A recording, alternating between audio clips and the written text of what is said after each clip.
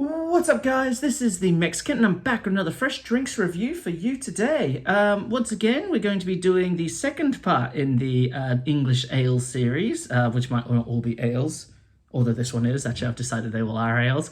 And once again, I still have COVID, so once again, forgive me for the voice. But today, we're going to be doing the Hook Norton Brewery Old Hooky, which makes sense, checks out, the name really works.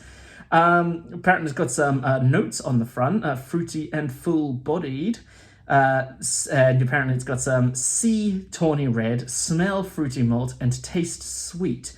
Tawny red being that kind of wine, a tawny is similar to a port if you've had that. I guess it's red, so it'll be an interesting colour of the beer shortly. Old Hooky is a beautifully balanced beer, fruity by nature with a well-rounded body and the suggestive echo of crystal malt. Try it as an accompaniment to meat dishes. Cheers! And apparently that's from J.W. Clark, great-great-grandson of John Harris, founder of Hook Norton Brewery. I would have assumed a bloke named Hook Norton started it, but I guess you'd have to be a pretty cruel parent to name your child Hook, hey?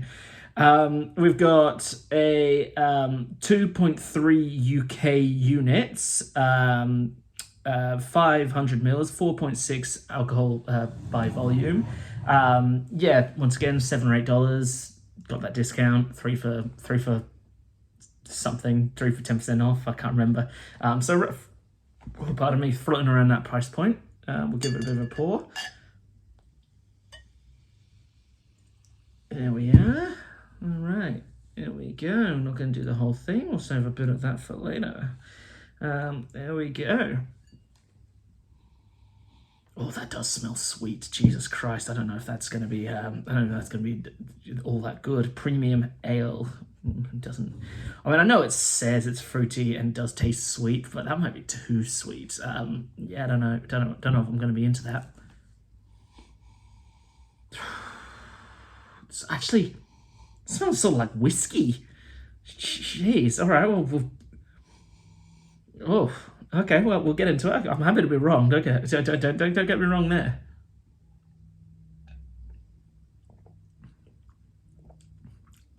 Oh, it definitely has undercurrents of whiskey on that.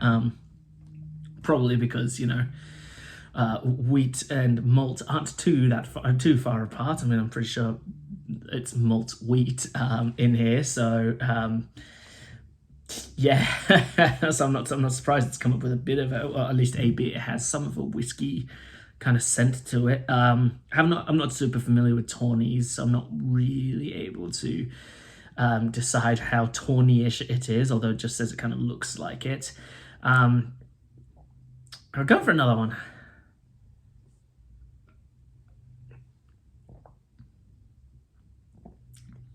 That's a weird one. I don't know, I'm a huge fan of that. I'll drink it. Don't get me wrong, it's drinkable, but I don't, if I wanted a whiskey, I'd drink a whiskey, I think someone who can't decide between a whiskey or a beer, the kind of Canadian club fence sitter might be into this.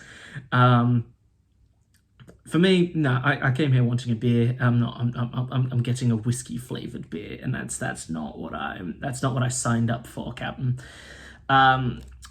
Look, it definitely has its strong points. It is nicely effervescent. Really bubbles on the tongue. I quite like that sensation. It's got a nice body to it, I suppose, is the actual word I want to be using. A bit of a long-lasting bitterness that is a bit better in this one because it doesn't have that sweetness up the. Well, it does have the sweetness, but it's somehow better balanced. It's just that whiskey-ishness that you just don't expect in a beer. It's yeah. Yeah, not into that as much as I had hoped. It's called the Premium Ale, though, isn't it? Yeah, a bit of a shame, that one. I'll give it 5 olds out of 10 hooks. Certainly got its good points, but for the price and how much whiskey-ish it is, whiskiness? I don't know the word. It's not what you're after in a beer. At least it's not what I'm after. It could be for someone else, but yeah, it just didn't do it for me. If you like the content, go and smash that subscribe button. If you want to watch another video, it'll be the Spitfire Golden Ale. Once again, guys, this is the Mexican signing off.